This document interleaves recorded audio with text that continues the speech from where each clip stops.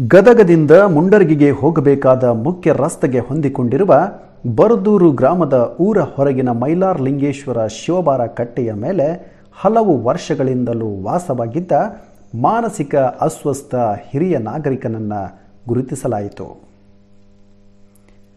ಈತನಿಗೆ ಕನ್ನಡ ಬರಲ್ಲ, ಮಾತು ಆಡಲ್ಲ. ಸುಮ್ಮನೆ ಯಾವುದೋ ಗಾಢ ಆಲೋಚನೆಯಲ್ಲಿ ಇರುವ ಹಾಗೆ ಕುಳಿತು ಬಿಡ್ತಾನೆ. ಹೊಟ್ಟೆ ಹಸಿದ್ರೆ ಬರದೂರು ಗ್ರಾಮದಲ್ಲಿ ಊಟ ಬೇಡ್ತಾನೆ. ವಿಪರ್ಯಾಸವೆಂದರೆ ಕೆಲವೊಮ್ಮೆ ಹಸಿದ ಹೊಟ್ಟೆಯಲ್ಲಿಯೇ ಮಲಗಿಬಿಡ್ತಾನೆ. ಈತ ಅನಾಥವಾಗಿದ್ದಾನೆ. ಎಲ್ಲ ಇದ್ದು ಅನಾಥವಾಗಿರುವವರು ಇದ್ದ ಉದಾಹರಣೆಗಳು ಇರುವಾಗ ಯಾರೂ ಇಲ್ಲದ ಈತನ ಕಣ್ಣೀರು ಒರೆಸೋದು ಯಾರು? ಎಷ್ಟೋ ಸರ್ತಿ ಹಸಿವಿನಿಂದ ನರಳಾಡುವುದನ್ನು ನಾನು ನೋಡಿದ್ದೇನೆ.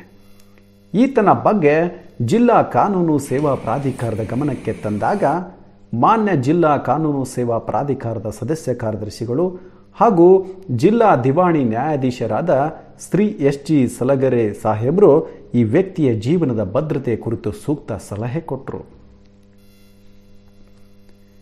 ಮಾನಸಿಕ ಅಸ್ವಸ್ಥ ಈ ವ್ಯಕ್ತಿ ಸ್ನಾನ ಮಾಡಿ ವರ್ಷಗಳೇ ಉರುಳಿದ್ದವು.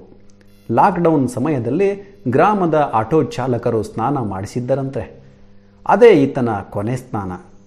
ಮೈ ಮೇಲೆ ಚಿಂದಿ ಬಟ್ಟೆ, ಮಾರುದ್ದ ಗಡ್ಡ, ಜಿಡ್ಡುಗಟ್ಟಿದ ತಲೆ ಕೂದಲು, ಹತ್ತಿರ ಹೋದವರಿಗೆ ಗಬ್ಬು ವಾಸನೆಯ ಅನುಭವ. ಇಂತಹ ಪರಿಸ್ಥಿತಿಯಲ್ಲಿ ಹತ್ತಿರ ಬಂದು ಮಾತನಾಡಿಸೋಕ್ಕೂ ಹಿಂಜರಿಕೆ ಪಡ್ತಾರೆ. ಅಂಥದ್ರಲ್ಲಿ ಮುಂಡರಗಿಯ ಸಮಾಜ ಸೇವಕರಾದ ಶ್ರೀ ದೇವು ಹಡ್ಪದ್ ಈತನಿಗೆ ಕಟಿಂಗ್ ಮಾಡಿ, ಸ್ನಾನ ಮಾಡಿಸಿ, ಹೊಸ ಬಟ್ಟೆ ತೊಡಿಸಿ, ಊಟ ಹಣ್ಣು ನೀಡಿದ್ದಾರೆ. ಮಾನವೀಯತೆ ಅಂದರೆ ಇದೇ ಅಲ್ವಾ? ಕಟ್ಟಿದ ಬಡವನೇ